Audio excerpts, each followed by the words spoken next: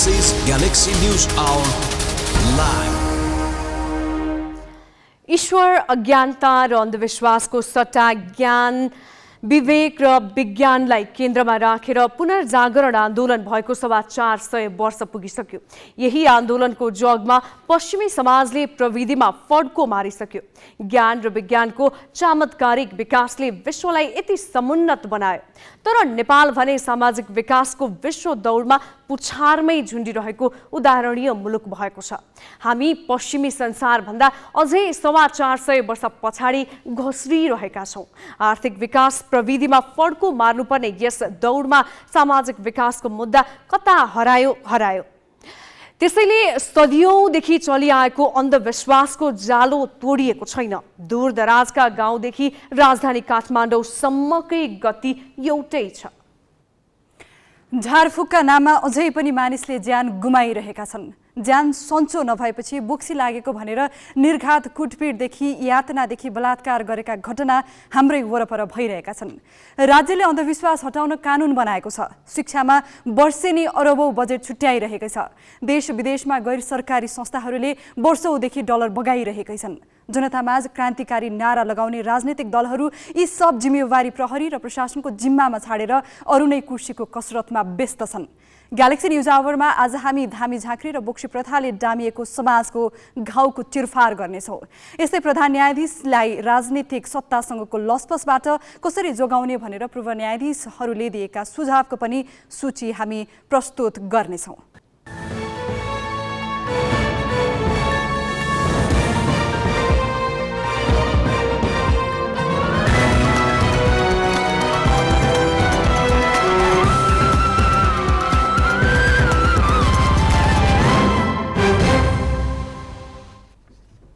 नमस्कार, यो हो ग्यालेक्सी न्युज आवर।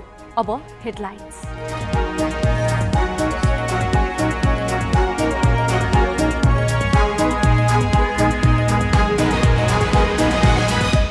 प्रधान न्यायाधीशलाई संवैधानिक परिषदबाट अलग राख्न पूर्व न्यायाधीशहरूको माग। राणाको सरकारी आवास र अरू सुविधा पनि खोज्न सुझाव। न्यायाधीशले पदक लिनु पनि अनुचित ठहर। स्थानीय निर्वाचनमा सिट बाँडफाँड अझै पेचिलो। माओवादी र एकीकृत समाजवादीले धेरै दाबी गरेपछि कार्यदल अनिर्णय। झारफुकका नाममा एकपछि अर्को जघन्य अपराध। कठोर कानुन हुँदा पनि यातना। बलात्कार र हत्याको श्रृङ्खला रोकिएन। गभर्नर निलम्बन प्रकरण अदालतमा। आफूमाथिको छानबिन रोक्न माग गर्दै अधिकारीद्वारा सर्वोच्चमा रिट दायर। र भारतमा कोरोना संक्रमण फेरि बढ्न थाल्यो। दैनिक 1000 संक्रमित थप। आवश्यक परे विद्यालय बन्द गर्न दिल्ली सरकारको अनुमति।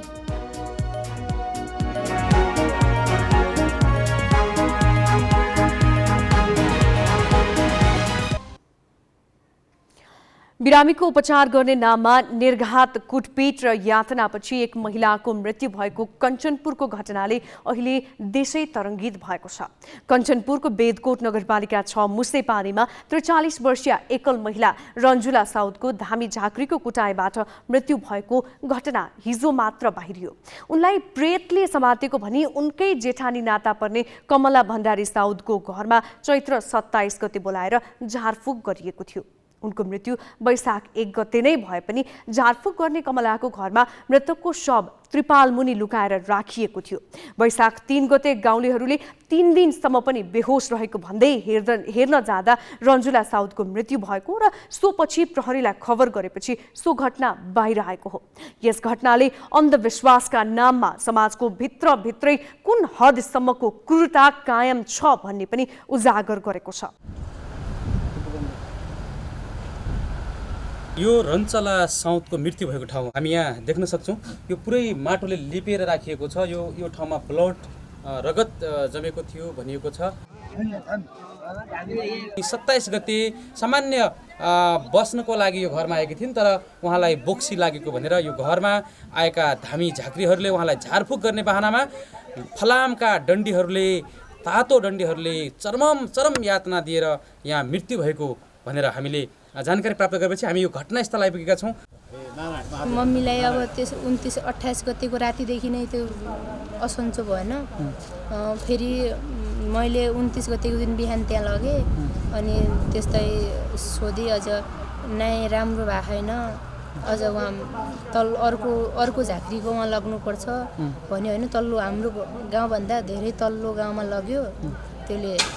अनि त्यहाँ लगेर आएर पनि भएन राम्रो।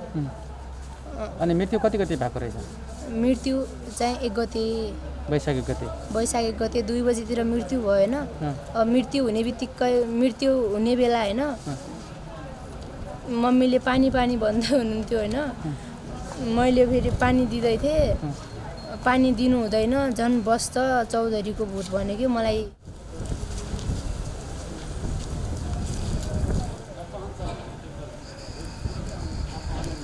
किन हो यो लासलाई ढाकेर यो नाटक गरिराखेको भन्दा धामिनी मसित किन मेरो यो चाहिँ अनुसन्धान गर्न आएको, हेर न के भइरहेछ त्यहाँ, ढाकेको लास हो कि के हो भनेर मलाई जवाब दिनुभयो। मैले भने त्यो मैले अनुसन्धान त गर्ने होइन, म पुलिसलाई खबर गर्छु, पुलिस बोलाउँछु, पुलिसले अनुसन्धान गर्छ भनेर मैले त्यति बेलै पुलिसलाई खबर गरेर तिनीहरूलाई समातेको अवस्था। 40 वर्षीय रञ्चला साउद जो यहाँ धामी झाँक्री भनेर यो घरमा धामी झाँक्री बोलाइएको थियो र उहाँलाई एकान्त कोठामा लगेर 3 दिनसम्म उहाँको लास वैशाख 1 गते मृत्यु भइसकेपछि पनि घटना ढाकछोप गरिएको भनिएको थियो र हिजो मात्रै अर्थात् वैशाख 3 गते मात्रै मृत्यु भएको भनेर प्रहरीमा यहाँको स्थानीयहरूले जानकारी गराइसकेपछि अहिले ती कमला साउद भण्डारीलाई पनि प्रहरीले नियन्त्रण गरेको छ। यो कमला साउद भण्डारीको घर हो। सुनियोजित तरिकाले एकदमै कुटपिट गरेर हत्या गरेको आफ्नै आँखाले देखेर आएँ म। हिजो नै त्यो घटनालाई त्यो केस मुजुल्का त्यो हुँदाखेरि पनि म प्रत्यक्षदर्शी छु। म त्यहाँनिर एकदमै घटना एकदमै गनाइसकेको अवस्थामा हामीले फेला पार्यौँ। त्यहाँ चाहिँ प्रहरीहरूले त्यो मुजुल्का उठाउँदाखेरि पुरै त्यसको घाउ भएको, पुरै शरीरमा फोका उठिसकेको, एकदमै सुन्नेको हेर्नै नसक्ने अवस्थामा थियो। दुईटा बामुन, एउटा बामुन यतातिर बसेको थियो, एउटा बामुन उता बसेको थियो। झाँक्रीहरू दुईटै झाँक्रीहरू थियो। त्यो एउटा त्यो हल्दु खालको, एउटा त्यो बारकुण्डाको त्यो दुईटै भट्ट भाइहरू भन्न लाग्थ्यो मान्छेहरू होइन। तिनीहरू दुईटै बसेको थियो साइडतिर। अनि हामी बिहान मान्छेहरू भेला भएको थियो होइन। हामी के भए रहेछ, मरे कि अब जिन्दा छन्, धेरै सिकिस्त भयो कि क्या हो, अहिले कुरा भइरहेको छैन, के भएको छ, अब मान्छेहरूले जानुपर्छ, समाजमा बसिसकेपछि अलि जान्नु त पर्छ भन्ने हिसाबले गएको थिएँ। मान्छेहरू भेला भएको छन्, के भएको रहेछ भनेर गएको। त्यहाँ त पुरै त्यो दाउराहरू राखेको थियो साइडमा, दाउरा यति धेरै सरियाहरू राखेर त्यहाँ पुरुपको लागि अब सरिया पनि छँदै थियो। त्यो भन्ने भयो। हामी तपाईँलाई देखाउँछौँ यो माटोले लिपिएको छ भने यतापट्टि यो धुनी बालेको छ। यो दाउराहरू यतापट्टि जुन छ यो दाउराहरू जम्मै धुनी बालेको छ र अहिले यद्यपि यो ठाउँबाट दाउराहरू हटाइएको छ। अहिले उनको शव महाकाली अञ्चल अस्पतालमा राखिएको छ र घटना सम्बन्धी प्रहरीले थप अनुसन्धान गर्दैछ। पहिलेदेखि अब यो समाजमा देउता लागेको भनेर उनलाई चाहिँ ट्रिटमेन्ट गराएको भनौँ, अब धामी झाँक्री गराएको भन्ने बुझिएको छ। त्यसपछि घरकै मान्छे पनि उनको जेठानी कमला साउद छिन्, उनको देवर चाहिँ कुबेर सिंह साउद लगायतका यो वर्ष 52 कि जानकी गराल लगायतका मान्छेहरूले त्यसमा इन्भल्भमेन्ट चाहिँ देखिन्छ। घरकै मान्छेलाई थाहा छ त्यो कुराहरू र त्यही अवस्थामा हामीले यसलाई सोधपुछको लागि हिजो नै हामीले 7वटा मान्छे चाहिँ नियन्त्रणमा लिइसकेर अनुसन्धान जारी छ।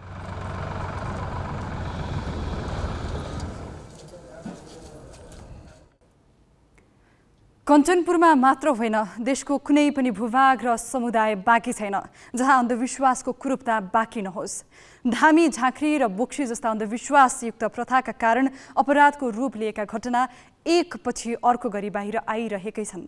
शारीरिक तथा मानसिक यातना, बलात्कारदेखि हत्यासम्मका यस्तै घटना भएका छन्। हेरौँ यो विवरण। संघीय राजधानी काठमाडौँकै रानीवन स्थित उमा शाही ठकुरीले सञ्चालन गरेको झारफुक केन्द्रमा गत पुस 23मा 14 वर्षीय बालिका रोशनी श्रेष्ठको ज्यानै गयो। सिन्धुपाल्चोक चौतारा घर भई भक्तपुरमा बस्ने ती बालिकालाई माता भनिने ठकुरीले झारफुक गर्ने बहानामा त्रिशूलले घोच्ने र डाम्ने गरेकी थिइन्। गत फागुनमा दाङको दङ्सी शरण गाउँपालिकामा 25 वर्षीय डसनी चौधरीको झारफुककै क्रममा मृत्यु भयो। स्थानीय करण चौधरीले डसनीको मृत्यु भइसक्दासम्म झारफुक गरिरहेकै थिए। बिरामीलाई अस्पताल समेत लैजान नदिएर गाउँमै झारफुक गरेको प्रहरी अनुसन्धानले देखाएको थियो। झारफुकको जालो यतिमै सीमित छैन। गत असोजमा सर्पले डसेपछि प्युठान स्वर्गद्वारी 3 की 31 वर्षीय निशा पुन अस्पताल जान छाडेर झारफुक गर्न जाँदा उनको ज्यानै खतरामा परेको थियो। उनको आफन्तको घरमा 3 दिनसम्म झारफुक चल्यो। पछि घुँडादेखि मुनि आगोले पोले जस्तो फोका थिए। घाउ पाक्न थालेपछि मात्र उनलाई अस्पताल लगिएको थियो। गत कार्तिकमा झारफुककै नाममा इलामको बारुङमा अर्को अनौठो घटना भयो। कमल भनिने पूर्णचन्द्र तामाङले बेला बेला बेहोस हुने समस्या भएका श्रीमती र छोरीलाई झारफुक गर्ने नाममा घाँटी र शरीरका विभिन्न भागमा टोक्ने गरेको र त्यही कारण दुवैजनाको ज्यान गएको विवरण बाहिरिएको थियो। समाजमा अन्धविश्वास यतिसम्म छ कि सर्पले टोकेर अस्पतालले मृत घोषणा गरेपछि पनि झारफुक गरी बिउताउने भनेर धामी झाँक्री बोलाइन्छ। केही समयअघि कोशी अञ्चल अस्पतालको शव गृहबाट एक महिलाको शव बाहिर निकालेर 3 जना धामी हातमा सेउला र अगरबत्ती बालेर उफ्रिएका थिए। यी त केही घटना मात्र हुन्। झारफुकका नाममा यातनादेखि बलात्कारका कतिपय प्रकरण बाहिर आउँदैनन्। प्रहरीका अनुसार आर्थिक वर्ष 2074-75 मा यस्ता 48 घटनामा कानुनी कारबाही नै चलाइएको छ। त्यसैगरी वर्ष 2075-76 मा धामी र बोक्सी आरोपका 46 घटनामा मुद्दा चलाइएको छ। अर्को वर्ष 34 र गत वर्ष 61 घटना प्रहरीसम्म पुगेका छन्। देशका ग्रामीण भेग र अशिक्षित समुदायमा मात्रै अन्धविश्वास छैन। सङ्घीय राजधानी र सहर बजारमै पनि चिया पसल खोले जसरी घर घरमा झारफुक केन्द्र खोलिएका छन्। गत साउन यता मात्रै झारफुकका कारण भएका यतना र हिंसा सम्बन्धी 19 वटा घटना प्रहरीमा दर्ता भएका छन्। धामी झाँक्री र बोक्सी प्रथाका नाममा कुटपिट, यातना, बलात्कार र हत्यासम्मैका घटना हुँदा पनि यसको न्यूनीकरणमा राज्यका निकायको भूमिका निकै कमजोर देखिएको छ। यसबाट अपवाद बाहेक धेरैजसो पीडित महिला नै बनेका छन्। अन्धविश्वासकै कारण आङ सिरिङ्ग पार्ने घटनाहरू सार्वजनिक भइरहँदा राज्यले किन हस्तक्षेपकारी भूमिका खेल्न नसकेको? यस प्रश्नको जवाफ ग्यालेक्सी संवाददाता शिखा श्रेष्ठले राष्ट्रिय महिला आयोगकी प्रवक्ता चामिला भट्टराईसँग खोजेकी छन्। अन्धविश्वासको हाम्रो जुन यो घटनाहरू चाहिँ अहिले झन् दिनानुदिन बढिरहेको छ। हामीले समाचार सुन्छौँ, पत्रपत्रिका पढ्छौँ, इभन हाम्रो महिला आयोगमा पनि विभिन्न उजुरीहरू आउँछन् है, खालि महिला हिंसासँग सम्बन्धित। यो हेर्दाखेरि कस्तो लाग्छ भने हामी कि पुरानै युगमा फर्क्यौँ कि भने जस्तो पनि लाग्छ। पहिलेको तुलनामा समाजमा महिलाहरूमा जागरण पनि आएको छ, आर्थिक सामाजिक सशक्तिकरण पनि भएको छ, सचेतना पनि क्रमशः त हुँदैछ नि त। जे भयो जति अपेक्षाकृत रूपमा नभए पनि त्यो पनि भइरहेकै छ। तर पनि यो घटना घटिरहेका छन्। सबै घटनाहरू सार्वजनिकरण भएका छैनन्। अब कस्तो हुन्छ भने कतिलाई आफ्नो घर परिवारको इज्जतको डर हुन्छ। एउटा कस्तो हुन्छ भन्नुहुन्छ भने अब मैले यो घटनालाई बाहिर ल्याएँ भने चाहिँ मेरो एउटा इज्जत जान्छ, मेरो घरको इज्जत जान्छ, माइतीको इज्जत जान्छ, मेरो समाजले मलाई के भन्छ भनेर सार्वजनिकरण गर्दैनन् मान्छेले। तर यी सबै ल्याउनु भने अझ धेरै छन् जस्तो लाग्छ। त्यो कारणले गर्दाखेरि यो समाजमा यस्ता घटनाहरूलाई उजागर गरेर पीडितलाई चाहिँ न्याय र पीडकलाई चाहिँ कानुनी दायरामा ल्याउनको लागि चाहिँ यो अभियान नै सञ्चालन गर्नुपर्छ। राज्यले जति पनि अन्धविश्वास कुरीति कुसंस्कार छन् सबै ग्रामीण स्तरमा नै हुन्छन् र यस्ता कार्यक्रमहरू सहर केन्द्रित होइन कि ती विरुद्धका त्यो जनचेतना फैलाउने कार्यक्रम ग्रामीण स्तरमा लानु पर्यो। टार्गेट ग्रुपलाई इन्भल्भ गराएर अथवा विद्यालय केन्द्रित कार्यक्रम हुन्छ कि अथवा आमा समूहको कार्यक्रम हुन्छ कि किशोरी समूहको कार्यक्रम हुन्छ कि यस्ता कार्यक्रम राखेर चाहिँ यस्तो अन्धविश्वास हुँदैन, यो धामी झाँक्री बोक्सी भन्ने हुँदैन। यो कुराहरूलाई हामीले चाहिँ के अरे एउटा मनैबाट हटाउनुपर्छ, घरैबाट हटाउनुपर्छ भनेर एउटा कार्यक्रम विभिन्न ठाउँमा यस्ता कार्यक्रमहरू लिएर जानुपर्छ। ज्ञान, विज्ञान र विवेकलाई निषेध गर्ने यस्ता अन्धविश्वासले मानव जातिलाई सधैँ यथास्थिति र जडतामा बाँचिरहन प्रेरित गर्छ। त्यसैले कानुन बनाएर या सजाय दिएर मात्रै राज्यको भूमिका पुरा हुँदैन। शिक्षा र चेतना विकासका लागि व्यावहारिक शिक्षामा लगानी गर्नुपर्छ। अहिले नै यसमा ध्यान दिएन भने आउने पुस्ता पनि झारफुकको नाममा डामिरहन्छ। संक्षेपमा नेपाल राष्ट्र बैंकका गभर्नर महाप्रसाद अधिकारी आफ्नो निलम्बनको निर्णय विरुद्ध सर्वोच्च अदालत गएका छन्। निलम्बनको निर्णय खारेजीको माग गर्दै गभर्नर अधिकारीले आज सर्वोच्चमा रिट दर्ता गराएका हुन्। उनले रिटमा आफूलाई पदमुक्त गर्ने उद्देश्यले जाँचबुझ समिति गठन गरिएको तर समिति गठन गर्नुपर्ने अवस्था नै नरहेको उल्लेख गरेका छन्। उनले आफूमाथि जाँचबुझ प्रक्रिया रोक्न माग गरेका छन्। सरकारले गभर्नर अधिकारीलाई चैत 24 गते निलम्बन गरेको थियो। सरकारलाई महत्त्वपूर्ण सूचना लुकाएको, राष्ट्र बैंकको उद्देश्य अनुसार काम नगरेको लगायत आरोप लगाएर सरकारले उनीमाथि छानबिन गर्न मन्त्री परिषदले 3 सदस्यीय जाँचबुझ समिति गठन गरेको थियो। समिति गठनपछि उनी स्वतः निलम्बनमा परेका हुन्। गभर्नर अधिकारीलाई निलम्बन गरेको विरोधमा राष्ट्र बैंकका कर्मचारीले प्रदर्शन गरेका छन्। राष्ट्र बैंकको कर्मचारी संघले आज केन्द्रीय कार्यालय परिसरमै प्रदर्शन गरेको हो। कर्मचारीले विरोधमा कालो झण्डा टाँगेका छन्। उनीहरूले केन्द्रीय बैंकको स्वायत्ततामाथिको हस्तक्षेप बन्द गर्न, गभर्नर अधिकारीमाथिको कारबाही प्रक्रिया फिर्ता गर्न र सङ्कटोन्मुख अर्थतन्त्रको उद्धारका लागि तत्काल विशेष नीति तर्जुमा गर्न माग गरेका छन्। स्याङ्जाको वालिङमा जीव दुर्घटना हुँदा एक शिशुसहित 5 जनाको मृत्यु भएको छ। मृत्यु हुने सबै वालिङ 12 डाँडाखर्कका हुन्। दुर्घटनामा चालकसहित 6 जना गम्भीर घाइते भएका छन्। घाइतेको गण्डकी मेडिकल कलेज पोखरामा उपचार भइरहेको छ। जीव डाँडाखर्क स्थित फिरफिरे स्कुल नजिकै दुर्घटना भएको हो। शिक्षकले छात्रामाथि दुर्व्यवहार गरेको आरोपमा नवलपुरको एक विद्यालयमा तनाव भएको छ। गैंडाकोट नगरपालिका स्थित जनक माध्यमिक विद्यालयमा अध्ययनरत एक छात्रालाई शिक्षकले दुर्व्यवहार गरेको भनी विद्यार्थीले तोडफोड गरेका छन्। उनीहरूले शिक्षक र प्रधानाध्यापकको मोटरसाइकलमा आगजनी गरेका छन्। 12 कक्षामा अध्ययनरत एक छात्रामाथि शिक्षक कपिल घिमिरेले अश्लील भिडियो देखाएर दुर्व्यवहार गरेको आरोप लागेको छ।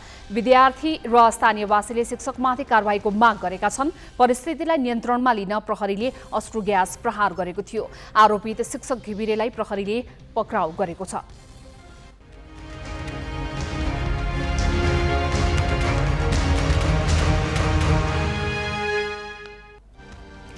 सत्ता गठबन्धनले महानगर र उपमहानगरमा भागभण्डा मिलाउनका लागि बैठकलाई तीव्रता दिएको छ। गठबन्धनका नेताहरू आज दिनभर बैठकमा व्यस्त रहे पनि कुन पार्टीले कुन महानगर र उपमहानगर पाउने भन्ने टुङ्गो लागेको छैन। माओवादी केन्द्रले भरतपुर महानगर र 4वटा वडा उपमहानगरको नेतृत्वमा दावी गरेको छ। माओवादीले धरान, जितपुर, सिमरा, हेटौडा र घोराही उपमहानगरको प्रमुखमा दावी गरेको हो। नेकपा एकीकृत समाजवादीले पोखरा महानगर तथा इटहरी, हेटौडा र तुलसी उपमहानगर प्रमुखमा दावी गरेको छ। जनता समाजवादीले भने वीरगञ्ज महानगर टुङ्ग्याएर मात्र अरू स्थानीय तहमा भागभण्डा गर्न माग गरेको छ। काङ्ग्रेसले आफूलाई चाहिने महानगर र उपमहानगरबारे केही भनेको छैन। बिहान शीर्ष नेताको तहमा भएको बैठकले भागभण्डा मिलाउने जिम्मा कार्यदललाई दिएको थियो, तर माओवादी र एकीकृत समाजवादीको दावीका कारण कार्यदल निर्णयमा पुग्न सकेन। शीर्ष नेताको बैठक भोलि बोलाइएको छ। अब स्थानीय तहको निर्वाचन सम्बन्धी बाँकी प्रसङ्ग क्रान्ति शिखाबाट। संघीय संरचनामा 3 तह छन्, स्थानीय, प्रदेश र संघ। यी 3 तहमध्ये नेतादेखि प्रशासकको पहिलो रोजाइमा संघ पर्छ। 3 वर्ष अघि समायोजन गर्दा सरकारलाई प्रदेश र स्थानीय तहमा कर्मचारी पठाउन निकै हम्मे पर्यो। केन्द्रीय नेताले पनि संघ छोड्न मानेनन्। संघमा उम्मेद्वार बन्न नपाएकाहरू मात्र प्रदेश गए। स्थानीय तहमा रुचि देखाउने नेता खासै थिएनन्। यसपालिको परिस्थिति अलि बेग्लै छ। संघ र प्रदेशका सांसद र मन्त्री नै स्थानीय तहको प्रमुख पदमा लालायित देखिएका छन्। प्रमुख दलका कतिपय केन्द्रीय र प्रदेश स्तरीय नेताले उम्मेद्वारको टिकट लिन भयभरको शक्ति लगाइरहेका छन्। नेपाली काङ्ग्रेसको पोखरा महानगर समितिले प्रमुखका आकांक्षी धेरै भएपछि आइतबार दिउँसो 4 बजेसम्म दाबी पेश गर्न भनेको थियो। आकांक्षीले आवेदनसहित 25,000 रुपियाँ बुझाउनु पर्थ्यो। पार्टी कार्यालयमा 18 जनाले निवेदन पेश गरे। तीमध्ये एकजना बिन्दु कुमार थापा गण्डकी प्रदेशका कानुन मन्त्री हुन्। प्रदेशको मन्त्रीभन्दा महानगर प्रमुखमा आकर्षण देखेर थापाले प्रमुख पदमा दावी गरेका हुन्। प्रदेश र सङ्घमा विभिन्न जिम्मेवारी रहेर स्थानीय तहको प्रमुखमा आकांक्षा राख्ने थापा एक्लो होइनन्। नेपाली काङ्ग्रेसकी केन्द्रीय सदस्य डिला सङ्ग्रौलाले पनि विराटनगर महानगरको प्रमुख पदमा इच्छा राखेकी छन्। उनकै इच्छा अनुसार पार्टीले माथिल्लो तहमा उनको नाम सिफारिस गरेको छ। सङ्ग्रौला प्रतिनिधि सभाकी सांसद समेत हुन्। काङ्ग्रेसकै केन्द्रीय सदस्य एवं पूर्व सांसद अमृत अर्यालको नाम पनि विराटनगर महानगरको प्रमुख पदका लागि सिफारिस भएको छ। प्रदेश र सङ्घमा काम गरिसकेका त्यहाँ चाहिँ नि एउटा चाहिँ पोर्टफोलियो बनाइसकेका नेताहरूले त्योभन्दा उपल्लो तहमा जानुपर्ने भन्ने आशयले तपाईँले क्वेसन गर्नुभएको होला होइन। त्यो कुरामा करिब म पनि सहमत नै हो। यद्यपि उहाँहरूले आकाङ्क्षा राखिसकेपछि र उहाँहरूको विषयमा चाहिँ हामीलाई धेरैतिरबाट कुराहरू आइसकेपछि र खारिएका नेताहरू, परिपक्व नेताहरू चाहिँ स्थानीय तहमा काम गर्न चाहन्छु भनेर चाहिँ उहाँहरू आकाङ्क्षा राख्नुहुन्छ भने होइन, स्थानीय तहको चाहिँ भोलिको समृद्धिको निम्ति, स्थानीय तहको उन्नयनको निम्ति, स्थानीय तहका जनताको चाहिँ स्तर उन्नतिको निम्ति चाहिँ उहाँहरूको चाहिँ अनुभव, उहाँहरूको चाहिँ कार्यदक्षता, कार्यकौशलताले काम गर्छ कि। नेकपा एमाले भित्र पनि स्थानीय तहको उम्मेदवारीका लागि उस्तै आकर्षण छ। काठमाडौँ 7बाट प्रतिनिधि सभा सदस्य निर्वाचित रामवीर मानन्दरले महानगरको प्रमुख पदको चाहना राखेका छन्। पार्टीको महानगर कमिटीले उनको नाम सिफारिस गरिसकेको छ। उनी ओली नेतृत्वको सरकारमा सहरी विकास राज्य मन्त्री थिए। मानन्दरसँगै उम्मेद्वार बन्ने प्रतिस्पर्धामा केशव स्थापित पनि छन्। बागमती प्रदेशसभा सदस्य स्थापित भौतिक पूर्वाधार मन्त्री थिए। एमाले भरतपुर महानगर प्रमुखका लागि सर्वसम्मत रूपमा सिफारिस गरेका विजय सुवेदी तथा पोखरा महानगरको प्रमुखका लागि सिफारिस गरेका राजीव पहाडी र कृष्णबहादुर थापा पनि प्रदेशसभा सदस्य नै हुन्। अहिले निर्वाचनमा उम्मेदवार सिफारिस गर्ने विधि तय गर्दाखेरि अहिले पनि निर्वाचित जिम्मेवारीमा रहेका व्यक्तिहरूले दाबी गर्न नपाउने भन्ने छैन। उहाँहरूले आफ्नो इच्छा चाहना राख्न पाउनुहुन्छ, स्वाभाविकमा राख्नुभएको छ। अब निर्णय गर्ने कुरा निर्णय गर्ने निकायको हो, त्यसैले त्यसबारेमा अब सम्बन्धित निकायले विचार गर्छ र निर्णय गर्छ। हामीले नरोकेको अवस्थामा उहाँहरूको चाहना व्यक्त हुने कुरालाई अन्यथा मान्नु मिल्दैन। प्रदेश र सङ्घको सांसद पदमा रहेका तथा रहिसकेका जसले स्थानीय तहको प्रमुखका लागि रहर गरिरहेका छन्, त्यस्ता नेता काङ्ग्रेस र एमालेमा अरू पनि छन्। त्यस्तै माओवादी केन्द्रमा पनि त्यस्ता नेता नभएका होइनन्। खास गरी प्रदेश र सङ्घको सांसदले मन्त्री हुने अवसर नपाएको अवस्थामा बजेट परिचालनको अवसर पाउँदैनन्, तर स्थानीय तहको प्रमुखले वार्षिक 20 अर्ब रुपियाँसम्म बजेट चलाउन पाउँछ। स्थानीय तहको प्रमुख पद काम गरेर देखाउने अवसर पनि हो। काम गरेर क्षमता देखाउने हुटहुटी र बजेटमा आँखा परेका कारण केन्द्र र प्रदेशमा राजनीति गर्दै आएका नेताले स्थानीय तहको प्रमुख पद ताकेको रूपमा लिइएको छ। जिल्ला ब्युरोको सहयोगमा अङ्गराज नौपाने, ग्यालेक्सी फोके, काठमाडौँ। वैशाख 30मा हुने स्थानीय तह निर्वाचनका लागि सत्तारूढ 5 दलले देशैभर तालमेलको तयारी गरिरहेका बेला सत्ताको प्रमुख घटक काङ्ग्रेसमा भने असन्तुष्टि बढ्न थालेको छ। कतिपय जिल्लामा काङ्ग्रेसका कार्यकर्ताले विद्रोहको चेतावनी दिएका छन्। तनहुँमा भने काङ्ग्रेसकै एक समूहले प्रतिपक्षी एमालेसँग तालमेल गर्ने घोषणा गरेपछि काङ्ग्रेसभित्र नयाँ तरङ्ग उत्पन्न भएको छ। काङ्ग्रेसमा कुनै कालखण्डका प्रभावशाली नेता गोविन्दराज जोशीले स्थानीय तह चुनावमा नेकपा एमालेसँग तालमेल गर्ने घोषणा गरेपछि तनहुँमा मात्र नभई देशैभर नयाँ राजनीतिक तरङ्ग उत्पन्न भएको छ। पार्टीबाट अनुशासनको कारबाही भएका नेता जोशीले आफू निकट कार्यकर्ताको साथमा एमालेसँग चुनावी तालमेल गर्ने सार्वजनिक घोषणा गरिदिएपछि गठबन्धन नचाहने कार्यकर्ता अनि विपक्षी दल सँगसँगै तनहुँमा काङ्ग्रेसले आफ्नै नेतासँग सङ्घर्ष गर्नुपर्ने देखिएको छ। वरिष्ठ नेता रामचन्द्र पौडेल तनहुँकै हुन्। बालवाला केन्द्रीय सदस्यहरू गोविन्द भट्टराई, शङ्कर भण्डारी र प्रदीप पौडेल पनि तनहुँकै हुन्। अन्तर्द्वन्द्वकै कारण यसअघिको सङ्घीय र प्रदेश निर्वाचनमा सबै पद गुमाएको तनहुँ काङ्ग्रेसमा आफ्नै भित्रबाट देखिएको द्वन्द्वले फेरि अर्को अनिष्टको सङ्केत गरिरहेको छ। गिरिजाप्रसाद कोइराला नेतृत्वका सरकारमा पटक पटक प्रभावशाली मन्त्रालय र पार्टीको सहमहामन्त्री पद सम्हालिसकेका जोशी पछिल्ला 3 महाधिवेशन यता भने नेतृत्वमा छैनन्। 12 र 13 महाधिवेशनमा केन्द्रीय सदस्य पराजित जोशी पहिलो संविधानसभा निर्वाचनमा पनि पराजित भएका थिए। यो दुवै घटनाको कारण आफ्ना चिर प्रतिद्वन्दी रामचन्द्र पौडेल रहेको जोशीको ठम्याइ छ। त्यसैको बदला लिन जोशीले गत संसदीय निर्वाचनमा पौडेललाई हराउन एमाले उम्मेदवारलाई सघाएको ठानिन्छ। संसदीय चुनावमा हारेपछि पौडेलले जोशीमाथि अनुशासनको कारबाही गराए। जोशी र पौडेलले पहिलेदेखि नै तनहुँमा 2 फरक धारको नेतृत्व गर्थे। अहिलेको अवस्था भनेको नेपाली काङ्ग्रेसलाई अत्यन्त सुझबुझका साथ अगाडि बढ्नुपर्ने अवस्था चाहिँ छ र नेपाली काङ्ग्रेसभित्रको आफ्नो एकता पनि बनाइराख्नुपर्ने अवस्था छ। त्यस सिलसिलामा धेरैको चाहिँ भनाइहरू हुन्छन् कि चाहिँ अब पूर्व सहमहामन्त्री गोविन्दराज जोशीजीको पनि सहभागिता राम्रो भइदिए अझ राम्रो भोट आउने थियो भन्ने पक्ष छ, यो कुरो सत्य कुरा हो। तर के भने यो कुरा उच्च स्तरको नेतृत्व तहमा बसिसकेको हुनाले त्यहाँबाट नै यो निर्देशित हुने अवस्था भएको हुनाले अब त्यो हामीले प्रतीक्षा गरौँ, त्यो राम्रो होस्। पार्टी नेतृत्वसँग असन्तुष्ट जोशीका छोरा दीपक राज एमालेसँग तालमेल गरेर ब्यास नगरपालिकाको प्रमुखमा चुनाव लड्ने तयारी गर्दैछन्, जुन जोशीले सार्वजनिक रूपमै घोषणा गरिदिएका छन्। यसबाहेकका अन्य तहमा पनि एमालेसँग तालमेल गर्ने जोशीको तयारी छ। र म एउटा क्वालिफाइड पढिरहेको मान्छे हुँ होइन। म अब 17 वर्ष अमेरिका बसेँ, एज ए इन्जिनियर म त्यहाँ काम गरेँ र म नेपाल केही गर्छु भनेर फर्किएको मान्छे हो होइन। माटोमा मैले देखेका कुराहरू, हाम्रा यहाँका समस्याहरूलाई मलाई कसैले समस्याहरू भन्न पर्दैन, मैले ती समस्याहरू देखेको छु। पार्टीकै दुई धार फरक फरक गठबन्धनबाट चुनावमा उत्रिनु भएपछि तनहुँको काङ्ग्रेस सङ्गठनमा क्षति पुग्ने आकलन गरिएको छ। यो अनुशासन कारबाहीलाई फुकाइ गराइदिन सिफारिस गर्नको निम्ति जिल्ला कार्य समितिमा आएको थियो सिफारिस।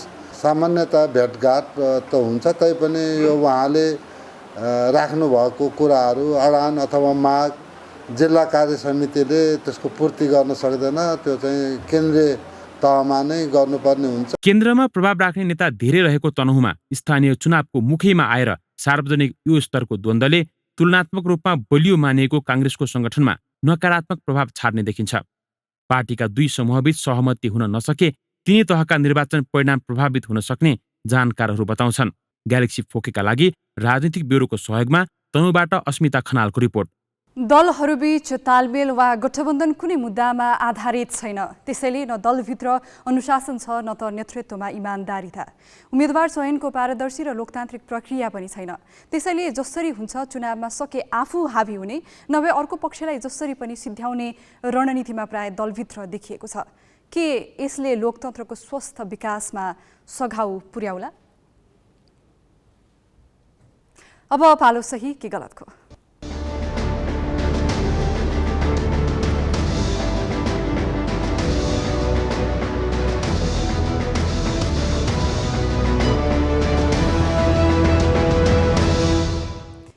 सही कि गलतमा हिजो हामीले सोधेको प्रश्न थियो, राति चलचित्र देखाउने सिनेमा घरलाई कारबाही गर्ने चलचित्र विकास बोर्डको तयारी तपाईलाई कस्तो लाग्यो? ग्यालेक्सी एपमा सहीको पक्षमा 44% र गलतको पक्षमा 56% मत प्राप्त भएको छ। मत व्यक्त गर्नुहुने सम्पूर्ण दर्शकलाई धन्यवाद। अब आजको प्रश्न, केन्द्रीय स्तरका नेताले स्थानीय तहको उम्मेदवारीमा आकांक्षा राख्नुलाई तपाईँ के भन्नुहुन्छ, सही कि गलत? तपाईले आफ्नो मत ग्यालेक्सी 4 टिभी एपमा गएर राख्न सक्नुहुन्छ। यसको अन्तिम परिणाम भोलिको न्युज आवरमा प्रसारण गरिनेछ। Galaxy app Google play store, app स्टोरबाट डाउनलोड गर्न सक्नुहुन्छ। अब केही न्युज संक्षेपमा। भारतमा कोभिड संक्रमितको संख्या फेरि बढ्न थालेको छ। पछिल्लो एक साता दैनिक 1000 को हाराहारीमा संक्रमित थपिएका छन्। स्वास्थ्य मन्त्रालयले पछिल्लो 24 घण्टामा 1150 संक्रमित थपिएको जनाएको छ। अघिल्लो दिन 975 जनामा कोभिड देखिएको थियो। 2 दिन अघि 949 जनामा संक्रमण देखिएको थियो। संक्रमण दर 4% रहेको मन्त्रालयले जनाएको छ। संक्रमितको संख्या बढ्न थालेपछि उत्तर प्रदेश स्थित नोएडा शहरमा 3 विद्यालय बन्द गरिएको छ। यस्तै दिल्ली सरकारले पनि आवश्यक परे विद्यालय बन्द गर्न भनेको छ। युक्रेनको मरियोपोल शहरमा तैनात युक्रेनी सेनाले रुस सामु आत्मसमर्पण गर्न अस्वीकार गरेका छन्। रुसी सेनाले आज बिहान युक्रेनी सेनालाई हतियार विषय आत्मसमर्पण गर्न प्रस्ताव गरेको थियो। रुसले युक्रेनी सेनालाई आफ्नो जीवनको सुरक्षाका लागि दिएको अल्टिमेटमका बावजुद शहरको रक्षा गर्ने कार्यलाई निरन्तरता दिएको मारियोपोल शहरका मेयरका सल्लाहकार पेट्रो आन्द्रेउश्चेन्कोले बताएका छन्। रुसी फौजले आवासीय भवनहरूमा समेत गोलाबारी जारी राखेको उनको भनाइ छ। रुसले मारियोपोललाई नियन्त्रणमा लिएको दावी गरेको छ। यसैबीच आत्मसमर्पण गर्न अस्वीकार गरेपछि रुसले युक्रेनी सेनालाई सखाप पार्ने धम्की दिएको छ। 2 दिन अघि मारियोपोलमा करिब 1500 युक्रेनी सेनाले आत्मसमर्पण गरेका थिए। नेपाली राष्ट्रिय फुटबल टोलीले अफगानिस्तानसँग मैत्रीपूर्ण खेल खेल्ने भएको छ। अखिल नेपाल फुटबल सङ्घ एन्फाका अनुसार नेपालले अफगानिस्तानसँग 2 मैत्रीपूर्ण खेल खेल्ने भएको हो। आफ्नो प्रस्ताव अफगानिस्तानले स्वीकार गरेको एन्फाले जनाएको छ। खेल कतारमा जेठ 11 र 15 गते हुनेछ। एफसी एसियन कप छनौटको तयारीमा रहेको नेपालले छनौट अघि मैत्रीपूर्ण खेल खेल्न लागेको हो। एसियन कप छनौटका लागि नेपाली टोली शुक्रबारदेखि बन्द प्रशिक्षणमा छ। राष्ट्र बैंकले आयात निरुत्साहित गर्न चालेका कदमको असर देखिन थालेको छ। चैतमा आयात पोहोरभन्दा 5.5% घटेको तथ्याङ्क भन्सार विभागले दिएको छ। आयात बढ्दै जाँदा विदेशी मुद्राको ढुकुटी रित्तिन थालेपछि राष्ट्र बैंकले पुस 5बाट आयातका लागि नगद मार्जिन राख्नुपर्ने व्यवस्था गरेको थियो। सुरुमा 20 र पछि 27 वस्तुको आयात निरुत्साहित गर्ने कदमले आयात घटेको हो। गत आर्थिक वर्ष चैतमा 1 खर्ब 67 अर्बको आयात भएकोमा यसपालि चैतमा आयात 1 खर्ब 57 अर्बमा झरेको छ।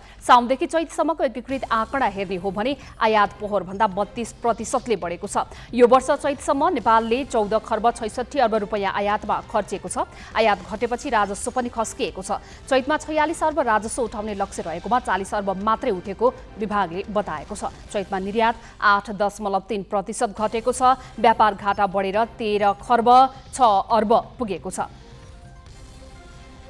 विदेशी मुद्रा सकिँदै गएको भनेर बैंकहरूले सुन आयात गर्न छाडेपछि व्यवसायीले वैकल्पिक माध्यमबाट आपूर्ति गर्न सरकारसँग माग गरेका छन्। एलसी नखोल्ने बैंकहरूको गत साताको निर्णयपछि बजारमा सुन चाँदीको आपूर्ति ठप्प भएको व्यवसायीको भनाइ छ।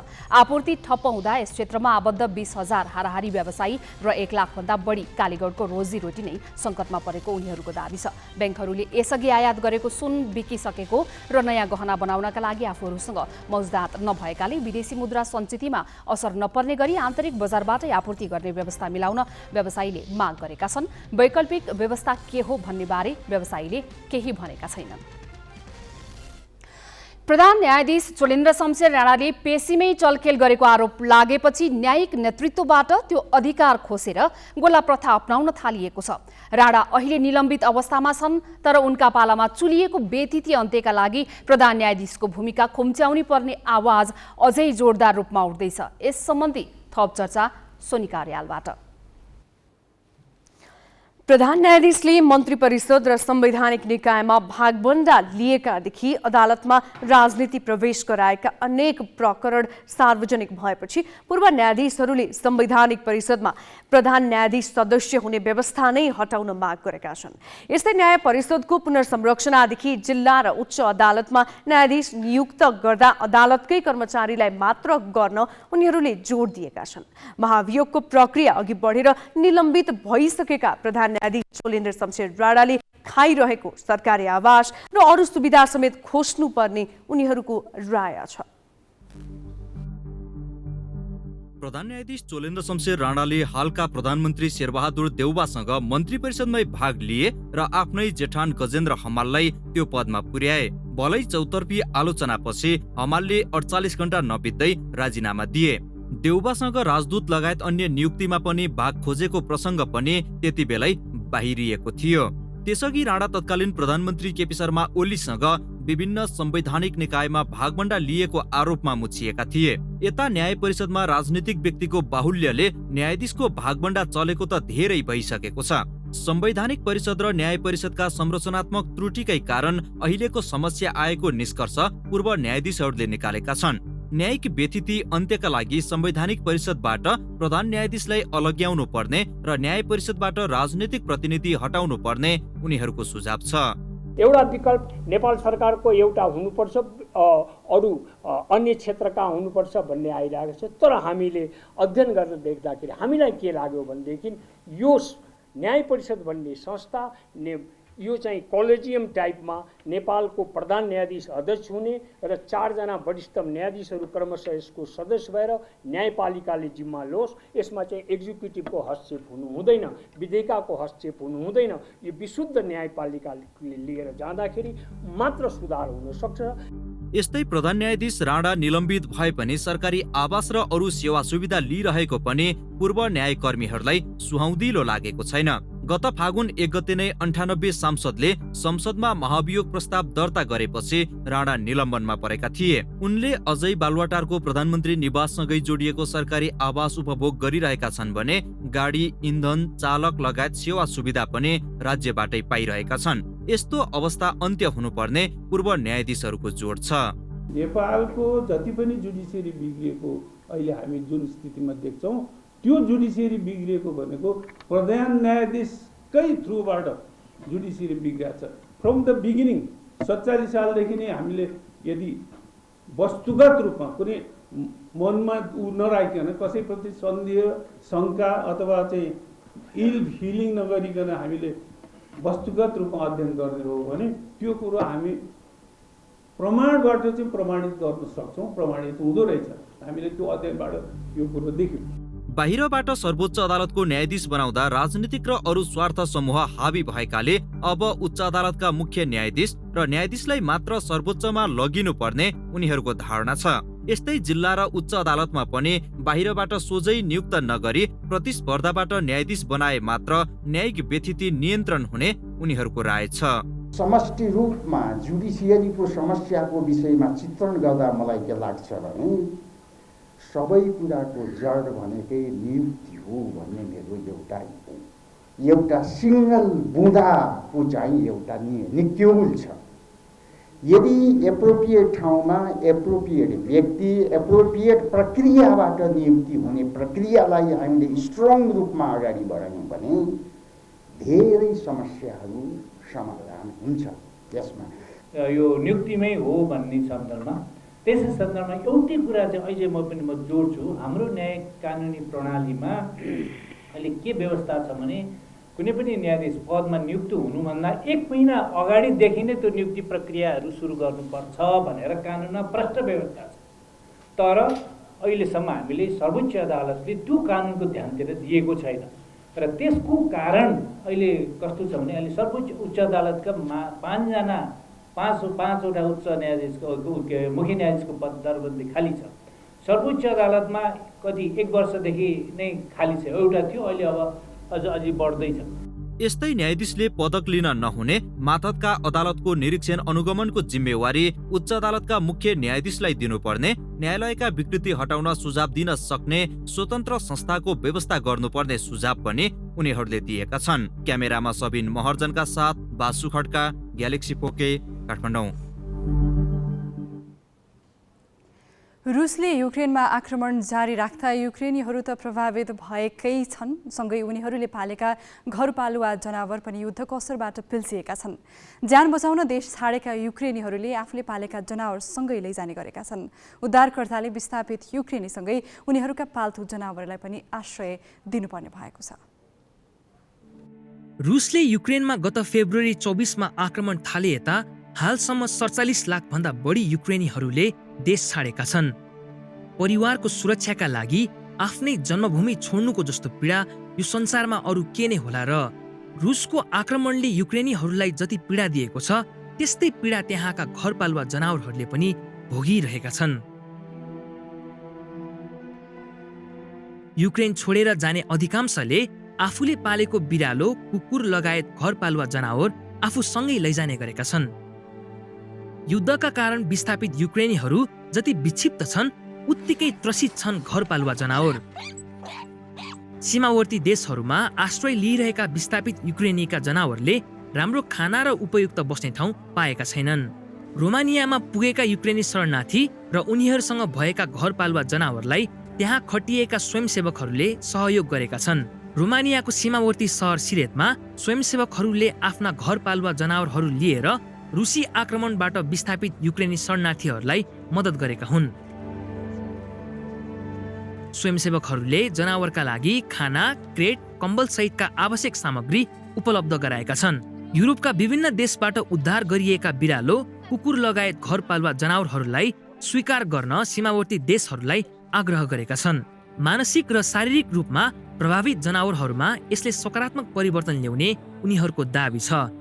अधिकांश युक्रेनीहरू आफूले पालेका जनावर सहित पोल्यान्ड, स्लोभाकिया, रोमानिया र हङ्गेरी पुगेर शरण लिएका छन्।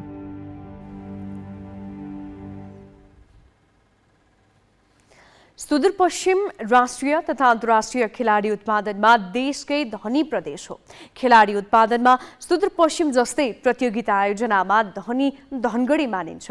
कुनै समय सुस्ताएको नेपाली क्रिकेट बचाउन होस् वा गोल्ड कप फुटबलको पुरस्कार राशिमा नयाँ क्रान्ति ल्याउन, त्यो श्रेय धनगढीलाई जान्छ।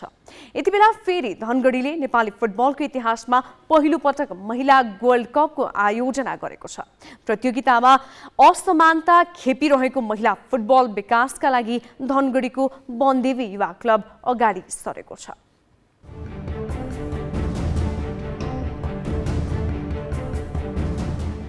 कुनै समय नेपाली क्रिकेटका घरेलु प्रतियोगिता शून्य जस्तै थिए।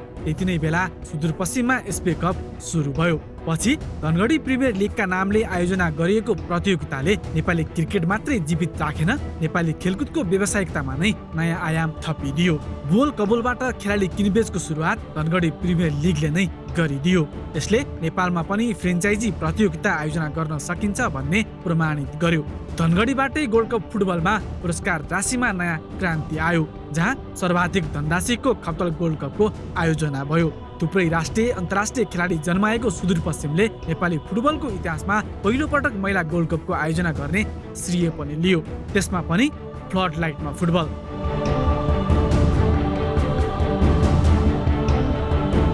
यसले नेपाली महिला फुटबललाई मात्रै नभएर समग्र फुटबल विकासमा ठूलो टेवा पुग्ने आयोजकको विश्वास छ। हामीले यो फुटबल प्रतियोगिताबाट महिला सशक्तिकरणको आवाज उठाउन खोजेका हौँ। यति मात्रै नभएर सम्पूर्ण सुदूरपश्चिमवासीहरूलाई महिला फुटबलप्रतिको आकर्षक बनाउनको लागि हामीले रात्रिकालीन फुटबलको व्यवस्था गरेका छौँ। अखिल नेपाल फुटबल सङ्घ इन्फाले 2077मा पुरुष र महिला खेलाडीको पारिश्रमिक समान गरेको थियो। तर प्रतियोगितामा पनि महिला खेलाडीले पुरुष खेलाडी सरह अवसर पाउन सकेनन्। इन्फाकै सहकार्यमा हुने अन्तर्राष्ट्रिय प्रतियोगितादेखि नेपालका विभिन्न जिल्लाले आयोजना गर्ने गोल्ड कपबाट पनि महिला फुटबल प्रतिको असमानता प्रष्ट हुन्छ। नेपाली महिला खेलाडीले वर्षमा मात्र 2वटा घरेलु प्रतियोगिता भन्दा बढी खेल्न पाएका छैनन्। जेन्ट्स टिम भन्दा चाहिँ लेडिज टिमलाई अलिकति कमै हेरेको जस्तो लाग्छ, किनभने दाइहरूको गेम वर्षमा कति धेरै हुन्छ, हाम्रो लेडिजहरूलाई त्यति प्रायोरिटी दिइरहेको हुँदैन नि त। अनि म चाहिँ के भन्न चाहन्छु, जति जेन्ट्सलाई प्रायोरिटी दिनुभएको छ त्यति लेडिजलाई पनि अझै प्रायोरिटी दिनुभयो भने अझै राम्रो हुन्छ। केटाहरूलाई इम्पोर्टेन्ट दिन्छ नि, ठाउँ ठाउँमा गेमहरू हुन्छ नि, त्यति केटीहरूलाई पनि गेमहरू राख्दै भने चाहिँ केटीहरूलाई एकदम मोटिभेसन हुन्छ। सङ्कट र अभावमा पनि छुटपिट हुने प्रतियोगिताको भरमा बसिरहेका कतिपय महिला खेलाडीले खेल छाडेर फरक पेसा समेत रोजेका छन्। कति खेलाडी विदेश समेत पलायन भइसके। पारिवारिक सहयोगमा जो टिके उनीहरू खेलिरहेका छन्, तर हेर्नुपर्ने निकायले नहेर्छ न त राज्यले नै उनीहरूको खोजी गर्छ, जसका कारण महिला फुटबल खेलाडीले वर्षमा 1-2 प्रतियोगिता खेलेर चित्त बुझाउनु परेको छ। तर सुदूरपश्चिममा आयोजना भएको महिला गोल्ड कपले महिला फुटबलमा हुने परिवर्तनको सङ्केत भने गरेको छ।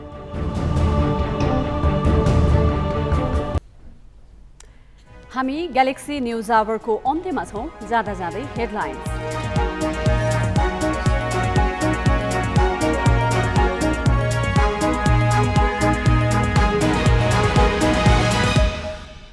प्रधान न्यायाधीशलाई संवैधानिक परिषदबाट अलग राख्न पूर्व न्यायाधीशहरूको माग। राणाको सरकारी आवास र अरू सुविधा पनि खोज्न सुझाव। न्यायाधीशले पदक लिनु पनि अनुचित ठहर।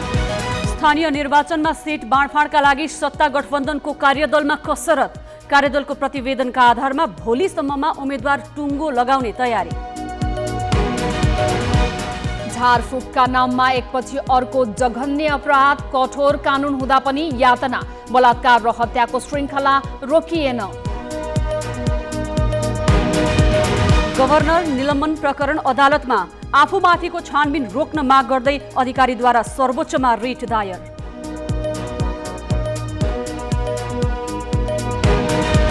र भारतमा कोरोना संक्रमण फेरि बढ्न थाल्यो। दैनिक 1000 संक्रमित थप। आवश्यक परे विद्यालय बन्द गर्न दिल्ली सरकारको अनुमति।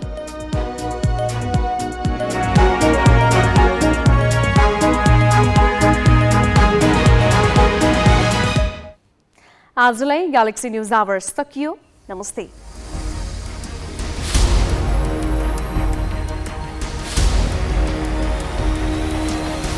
This is Galaxy News Hour Live.